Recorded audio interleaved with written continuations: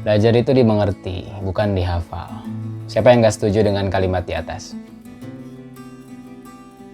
Ya, saya termasuk yang nggak setuju dengan kalimat tadi. Bukannya saya menganjurkan untuk belajar cuma dihafal, enggak. Tapi menurut saya, dengan kalimat itu seolah-olah menyepelekan metode menghafal itu sendiri. Apakah metode menghafal sesalah itu sehingga nggak perlu dipakai dalam belajar? Enggak. Menghafal itu nggak salah, cuman seolah-olah disalahartikan dan disalahgunakan.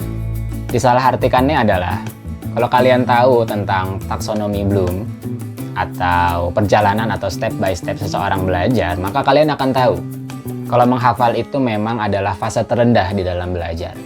Dan mengerti atau memahami itu ada di fase kedua dalam belajar. Jadi, bagaimana mungkin kita dalam belajar sesuatu itu langsung lompat ke tahap kedua, sementara tahap pertamanya aja belum kita lalui, belum kita tuntaskan? Nggak mungkin. Ya, sebelum masuk ke tahap kedua, tentu harus dari tahap pertama dulu, yaitu menghafal. Jadi ya, belajar itu menghafal dulu, baru kemudian mengerti atau memahami. Jadi kalau kita hafal, itu belum tentu kita mengerti atau memahami. Ya karena kita masih di tahap 1. Tapi kalau misalnya kita mengerti atau memahami, itu udah pasti kita hafal ya, karena kita udah di posisi tahap kedua. Jadi tahap pertamanya udah kita lalui. Nah, terus kenapa istilah itu muncul? Karena banyak yang menyalahgunakannya. Gimana tuh menyalahgunakannya? Ya, jadi banyak yang belajarnya itu cuma menghafal. Kalau udah hafal, dites, hafal ya udah dianggap udah belajar. Padahal itu baru tahap pertama. Belum masuk ke tahap selanjutnya, yaitu tahap kedua, yaitu mengerti dan memahami.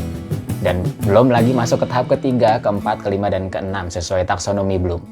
Jadi itulah kenapa metode menghafal dianggap oleh banyak masyarakat Indonesia sebagai sesuatu yang salah atau keliru. Karena alih-alih belajar untuk menghafal, banyak yang menyarankan buat belajar untuk mengerti. Keduanya ya nggak salah sih.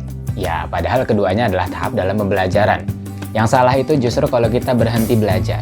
Kita udah hafal, ngerasa udah belajar, lantas kemudian berhenti dan tidak mengembangkan ilmu tersebut ke tahap selanjutnya. Itu aja video kali ini.